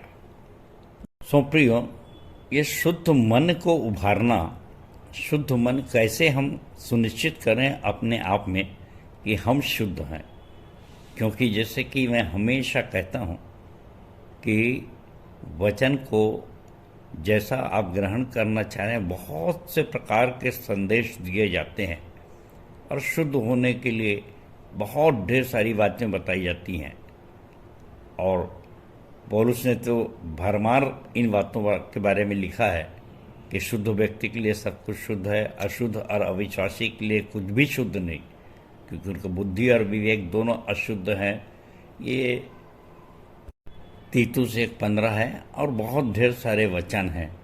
पर मैं व्यवहार में देखता हूँ कि हमारे अन्य जाति भाई भी इस बातों को कहते हैं कि शुद्ध मन होना चाहिए और शुद्धि के लिए दुनिया भर के उपाय करते हैं। और फिर हमारे बीच में से बहुत से प्रचारक उठ जाते हैं और इस शुद्ध बनने के लिए बहुत सारे आर्गूमेंट दिए जाते हैं, तर्क दिए जाते हैं। परंतु हमको उससे हट करके सिर्फ अपने आप में सुनिश्चित रहना है। अगर अपने आप में हम सुनिश्चित नहीं है, स्थिर नहीं है, तो ऐसा भी हमारा मन गंदा है, स्थिर नहीं है। तो जैसे बोला दो चित्ता, और हमारे बोर्ड में, पाप के बोर्ड में तो बहुत सारी बातें लिखाई हुई हैं और इसको मैं आपके सामने कहूँगा। जैसे दो चित्तापन भजन संहिता 119, 113, याकूब 4:8, फिलिपियों 2:2, पहला राजा 18:21, ऐसे बहुत ढेर सारे बातें हैं। पर मैं यहाँ पर इन संदर्भों को पूरा न पढ़ करके ये बताना चाहूँगा कि पहला पत्रस 3:21 में लिखाया है, शुद्ध बुद्धि एवं विवेक से उसके वश में हो जाना ही बपतिस्मा है। तो कैसे सुनिश्चित हो कि हम शुद्ध बुद्धि के हैं? और अगर शुद्ध बुद्धि के हैं तो निश्चित रूप से आप आनंदित हैं और परमेश्वर को आप निरंतर देखते हैं। मत्ती 5:8 देखें, धन्य है जिनके मन शुद्ध हैं, क्योंकि वे परमेश्वर को देखेंगे। अब बताइए कि कौन मनुष्य ये दावा करता है कि मैंने परमेश्वर को देखा है? और फिर वही आएंगे। यदि आप कुछ कहें तो उसके तर्क, उसके विरुद्ध में तर्क दिए जाते हैं कि ये देखो, ये परमेश्वर की निंदा करता है और अपनी बड़ाई कर रहा है। तो प्रियो, ऐसे तर्कशास्त्रियों से बचिए। ये आपके मन को सिर्फ गंदा करेंगे और आपकी भक्ति को भी उचित नहीं समझाएंगे, रहने देंगे। और मेरा कहने का मतलब, आपकी भक्ति को भी ठट्ठों में उड़ा सकते हैं। और इसलिए जो आपकी भक्ति है उसके संबंध में पहला तीमुथियुस 3:16 में बहुत अच्छे ढंग से पौलुस ने समझाया है। और यहाँ इस प्रकार से लिखा है कि और इसमें संदेह नहीं कि भक्ति का भेद गंभीर है, अर्थात वह जो शरीर में प्रकट हुआ, आत्मा में धर्मी ठहरा, स्वर्गदूतों को दिखाई दिया, अन्य जातियों में उसका प्रचार हुआ, जगत ने उस पर विश्वास किया गया और महिमा में ऊपर उठाया गया। ये यीशु मसीह के लिए लिखाया है। और मेरे प्रियो, एक बात को हमेशा ध्यान रखिए कि जब हम यीशु से अपनी तुलना करते हैं या कहते हैं कि मुझ में यीशु की शोभा दिखाई दे, तो जो इस बात को नहीं मानता कि हमें यीशु की शोभा दिखाई दे सकती है, वो उनको आप बताइए कि फिर आप ये गाना क्यों गाते हैं कि मुझ में यीशु की शोभा दिखाई दे। और यहाँ पर मैं आपके लिए ये पढ़ना चाहूँगा लूका 6 का 39 और 40वां पद, जहाँ इस प्रकार से लिखा है, फिर उसने एक दृष्टांत कहा, क्या अंधा अंधे को मार्ग बता सकता है? क्या दोनों गड्ढे में नहीं गिरेंगे? चेला अपने गुरु से बड़ा नहीं, परंतु जो कोई सिद्ध होगा वह अपने गुरु के समान होगा। सो मेरे प्रियो, अपन तो मत्ती 5:48 भी जानते हैं कि यीशु मसीह ने कहा, सिद्ध बनो जैसा तुम्हारा परमेश्वर पिता सिद्ध है। और इसलिए हमेशा मैं संदेश दिया कि संदेश तो बहुत दिए जाते हैं, परंतु इसमें सिद्धता किसको प्राप्त है। और अगर मैं अपने आप को सिद्ध कहूँ तो निश्चित रूप से पौलुस भी कहता है, इसका अर्थ ये नहीं कि मैं सिद्ध हो चुका हूँ, परंतु उस निशाने की ओर दौड़ा चला जाता हूँ। सो मेरे प्रियो, अगर हम सिद्धता की ओर बढ़ रहे हैं तो यहाँ पर फिर प्रतिशत की बात आती है। ठीक है, जैसे जैसे हम सिद्ध होते जाएंगे वैसे वैसे हमको वचन में और चाल चलन में और पवित्रता में और भक्ति में स्थिर रहेंगे, हमारा मन शुद्ध होता जाएगा और हम भी अंश अंश करके उसी तेजस्वी स्वरूप में बदलते चले जाएंगे, गुरु के समान सिद्ध होते जाएंगे। और लोग हमारे उजाले को देखकर, तुम जगत की ज्योति हो, और तुम्हारे उजाले को देखकर तुम्हारे परमेश्वर पिता की बड़ाई करें। सो कितनी अच्छी बात है कि तुम जगत की ज्योति है और तुम्हारे भले कामों को देखकर तुम्हारे परमेश्वर पिता की बड़ाई करें और देखें कि वास्तव में इसमें उसी यीशु की आत्मा है। तो प्रियो, पतरस यहाँ पे बताना चाहता है तीसरे में, दूसरा पतरस 3:3, और ये पहले जान लो कि अंतिम दिनों में हंसी ठट्ठा करने वाले आएंगे, जो अपनी ही अभिलाषाओं के अनुसार चलेंगे। सो मेरे प्रियो, बहुत सारे हमारे यीशु मसीह के भरपूर ठट्ठा उड़ाया गया, तो हम तो बहुत साधारण लोग हैं, हमारा तो ठट्ठा तो उड़ाएंगे ही लोग। जब भी कहेंगे मुझ में यीशु की शोभा दिखाई देती है, तो निश्चित रूप से ठट्ठा का कारण बनेंगे।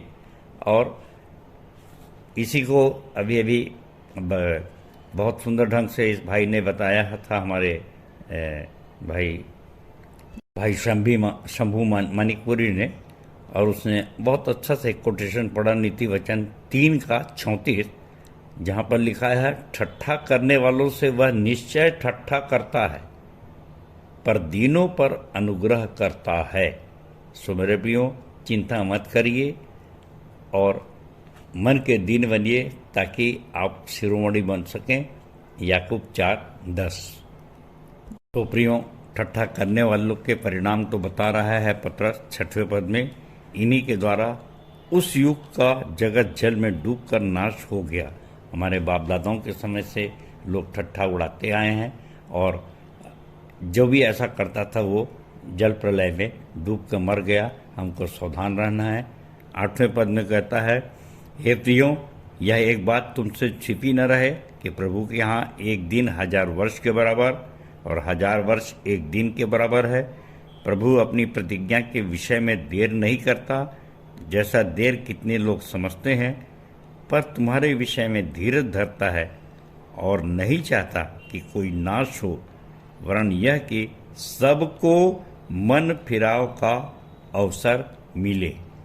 प्रियो, जीवन बहुत छोटा है और हमारी बहन ने बहुत ही सुंदर ढंग से, बहन श्रीमती प्रेमलता पटनायक ने समझाया कि कैसे हमारे जीवन की क्षणभंगुर है। और सो यदि 1000 वर्ष को एक दिन के बराबर माने, अर्थात 24 घंटे के बराबर, तो यदि हम 100 साल भी जीते हैं तो परमेश्वर के अनुसार वो 2 घंटा 40 मिनट होता है। और आप समझ सकते हैं कि इतने समय में हमको कैसी तैयारी करना चाहिए। प्रियो, 11वें पद में फिर से यूहन्ना पूछता है, तो जबकि ये सब वस्तुएं इस रीति से पिघलने वाली हैं, तो तुम्हें पवित्र चाल चलन और भक्ति में कैसे मनुष्य होना चाहिए। और मैंने पहला तीमुथियुस 3:16 इसीलिए पढ़ा कि जैसे महिमा में यीशु मसीह ऊपर उठाए गए, अन्यजातियों में उसका प्रचार हुआ, इसी तरह हमको भी गुरु के समान कार्य करना है कि हमको भी दिखाना है कि हम कैसे महिमा में ऊपर उठाए गए हैं। अर्थात लूका 6:39-40 के अनुसार सिद्ध बनना है ताकि हम गुरु के समान हो सकें। इसलिए पतरस यहाँ 16वें पद में इस बात का जिक्र करता है कि पौलुस की पत्तियों को पढ़ना समझना कितना कठिन है, और मैं आपके सामने पढ़ रहा हूँ। वैसे ही उसने अपनी सब पत्तियों में भी इस बातों की चर्चा की है, जिनमें कितनी बातें ऐसी हैं जिनका समझना कठिन है, और अनपढ़ और चंचल लोग उनके अर्थों को भी पवित्र शास्त्र की और बातों की नाई खींच तान कर अपने ही नाश का कारण बनते हैं। इसलिए हे प्रियो, 17वां पद, इसलिए प्रियो तुम लोग पहले ही से इन बातों को जानकर चौकस रहो, ताकि अधर्मियों के भ्रम में फंसकर अपनी स्थिरता को हाथ से कहीं न खो दो। प्रियो, सारांश ये है कि मैं कहता हूँ कि हम जब प्रचार कर रहे हैं तो हम पर भी, मुझ पर भी कोई विश्वास ना करे, पहले डाउट करे, और इसके लिए जो शक है वो आकर के काम को देखे। और मैं दिखाने का प्रयास करता हूँ ताकि वो अस्थिर न हो जाए अपने चेलों को। और इसलिए जैसा कि 1 कुरिन्थियों 9:27 में कहता है, पौलुस कहता है कि मैं अपनी देह को मारता, कूटता और वश में लाता हूँ, ऐसा न हो कि औरों को प्रचार करके खुद निकम्मा ठहरूं। सो मेरे प्रियो, मैं निकम्मा हूँ, सही प्रचारक हूँ, क्योंकि झूठे प्रचारक भी ऐसा ही तर्क देते हैं। और इसीलिए मैं किसी को झूठा नहीं कहता, लेकिन आपके लिए कह रहा हूँ कि चौकस रहो, क्योंकि 1 पत्रस 5:8 कहता है कि गरजने वाले सिंह के समान शैतान खड़ा है, कब किसको फाड़ खाए। और इसलिए आप अस्थिर न हो जाएं। और इसलिए प्रभु आप सबको ऐसी ज्ञान, बुद्धि और समझ शक्ति दे ताकि आप पवित्र शास्त्र की बातों को बूझ सकें, समझ सकें, और सबसे बड़ी चीज़ है यूहन्ना 3:11-12 देख सकें। आँख वालों ने तुझको है देखा, कान वालों ने तुझको सुना है। तुझको पहचानते हर वो इंसान जिनकी आँखों में पर्दा नहीं है। इसलिए अंत में पौलुस कहता है 17वें पद में, इसलिए हे प्रियो तुम लोग पहले ही से इन बातों को जानकर चौकस रहो, ताकि अधर्मियों के भ्रम में फंसकर अपनी स्थिरता को हाथ से नहीं खो न दो, कहीं खो न दो। पर हमारे अब आशीष है, पर हमारे प्रभु और उद्धारकर्ता यीशु मसीह के अनुग्रह और पहचान में बढ़ते जाओ और उसी की महिमा अब भी हो और युगान युग होती रहे। आमीन। परमेश्वर अपने वचन के कहे जाने पर आशीष दे। सबको जय मसीह की, जय मसीह की और जय मसीह की। धन्यवाद। उत्तरवादी पाठ पर सुंदर सार गर्भित व्यवहारिक टिप्पणी के लिए हम अपने संचालक जी को बहुत बहुत धन्यवाद देते हैं। तालियां।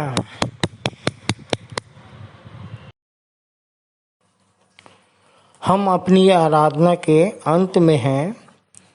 एक गीत गाएंगे, अंतिम प्रार्थना, प्रभु की प्रार्थना, और आशीष से सभा का समापन करेंगे। तो इस समय हम अंतिम गीत गाने के लिए स्तुति के गीत से निकाल लेंगे 102 नंबर, मैं यीशु के साथ नूर में चलूँगा।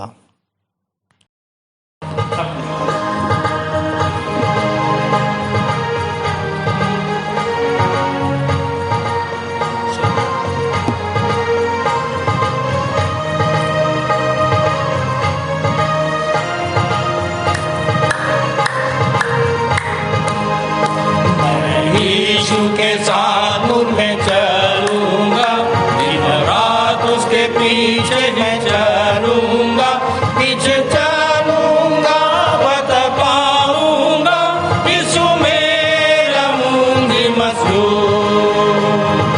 चलते चलते नूर में यीशु के साथ, हालेलुया, चलते चलते थामते यीशु के हाथ, नूर में मैं चलूंगा,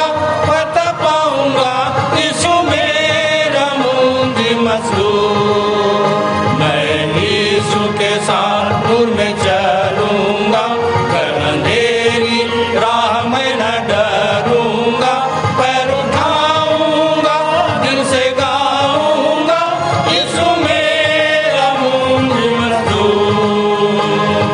चलते चलते नूर में यीशु के साथ, हालेलुया, चलते चलते थामते यीशु के हाथ, नूर में मैं चलूंगा, फतह पाऊंगा, यीशु मेरा मुंगी मसरूर। मैं यीशु के साथ नूर में चलूंगा, जब कभी आवाज उसकी सुनूंगा, उससे कहूंगा, फर्ज सब दूंगा, तू ही मेरा मुंगी मसरूर। चलते चलते नूर में यीशु के साथ, हालेलुया, चलते चलते थाम के यीशु के हाथ, नूर में मैं चलूंगा, पता पाऊंगा, यीशु मेरा मुंजी मसरूर। मैं यीशु के साथ नूर में चलूंगा, ताके ताके रोज मदद पाऊंगा, रंजिया खुशी हो या नजदीक मौत हो, यीशु मेरा मुंगी मसरूर। चलते चलते नूर में यीशु के साथ, हालेलुया, चलते चलते थामते यीशु के हाथ, नूर में मैं चलूंगा, फतह पाऊंगा, यीशु मेरा मुंजी मसरूर। मैं यीशु के साथ नूर में चलूंगा, अपनी आँख उसकी तरफ लगाऊंगा, हाथ में ले सलीब, झंडा है अजीब, यीशु मेरा मुंगी मसरूर। चलते चलते नूर में यीशु के साथ, हालेलुया, चलते चलते थामते यीशु के हाथ, नूर में मैं चलूंगा, पता पाऊंगा, यीशु मेरा मुंगी मसरूर।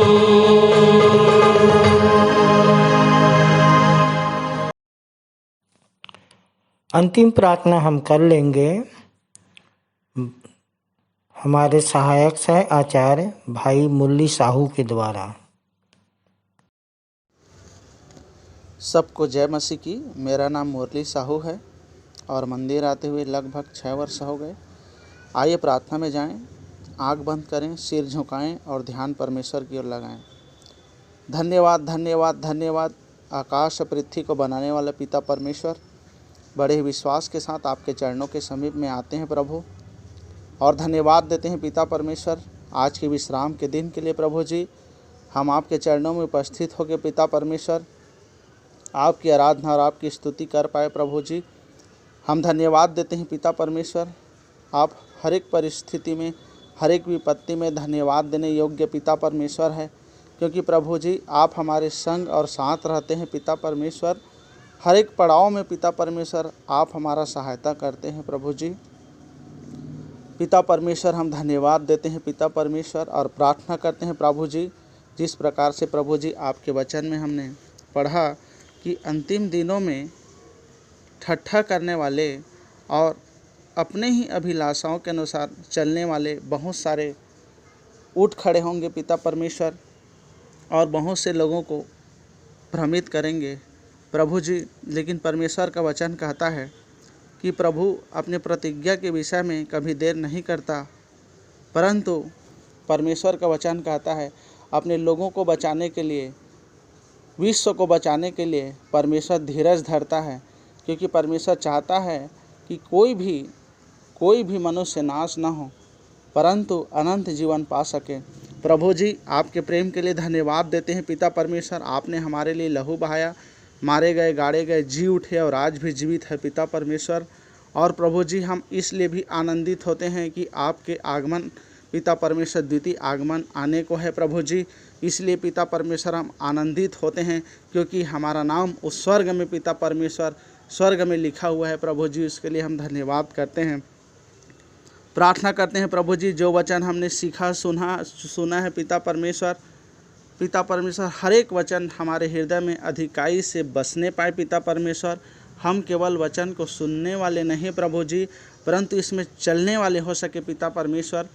प्रार्थना करते हैं प्यारे पिता परमेश्वर, जितने भी लोग प्रभु जी पहली बार आए हैं पिता, पहली बार आपके वचन को सुन रहे हैं प्रभु जी, तो होने देना पिता परमेश्वर, उनके ज्ञान और बुद्धि को खोलिए पिता परमेश्वर, ताकि पिता आपके वचन को पिता परमेश्वर अपने हृदय में बसाने वाले हो सके प्रभु जी। और प्रभु जी, प्रार्थना करते हैं जिन्हों लोग शारीरिक समस्या से आए हैं, आर्थिक समस्या से आए हैं, सामाजिक परेशानी से आए हैं प्रभु जी, तो हर एक के जीवन में आपके बहुतायत के आशीष हो, लोग भले चंगे हो के पिता परमेश्वर आपके गवाही के कारण हो सके, और आपके नाम में पिता परमेश्वर जगत के छोर तक गवाह होने वाले हो सके प्रभु जी। पिता परमेश्वर, हम धन्यवाद देते हैं प्रभु जी, पूरे सप्ताह को भी आपके सामर्थी हाथ में सौंपते हैं प्रभु जी। हम धन्यवाद देते हैं पिता परमेश्वर, आज के आराधना में आप अल्फा और ओमेगा हुए प्रभु, आपको धन्यवाद करते हैं पिता परमेश्वर। बड़े ही धन्यवाद और विश्वास के साथ ये छोटी सी प्रार्थना को उद्धारकर्ता मुक्तिदाता यीशु मसीह के पवित्र धन्य महान और मीठे नाम में होकर मांगते हैं, आमीन।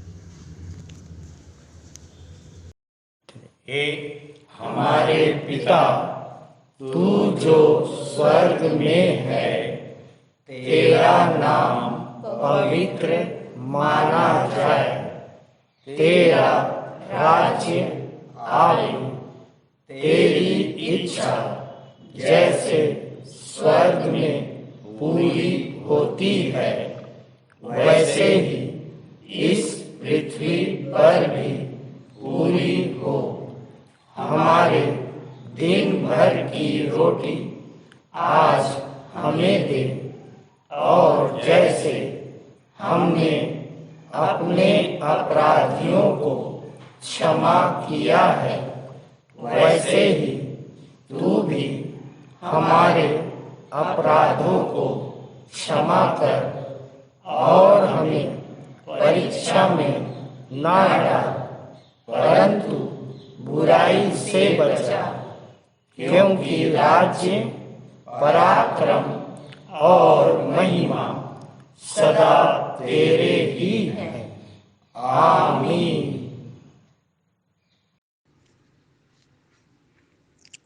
आइए आशीष ग्रहण करें।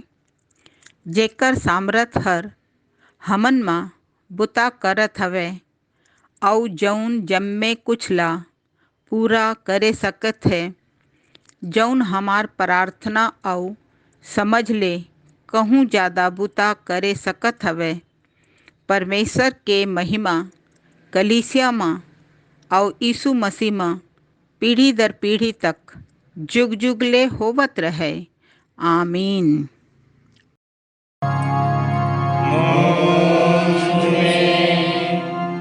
यीशु की शोभा दिखाई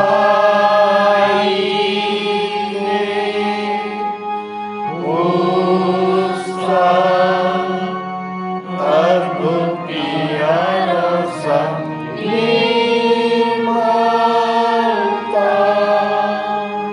हेतु आत्मा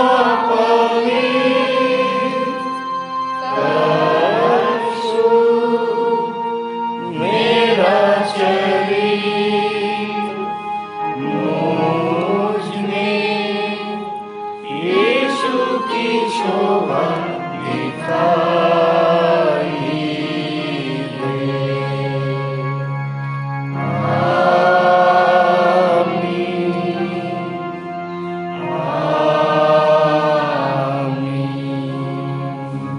आप सबको जय मसीह की। जय मसीह की।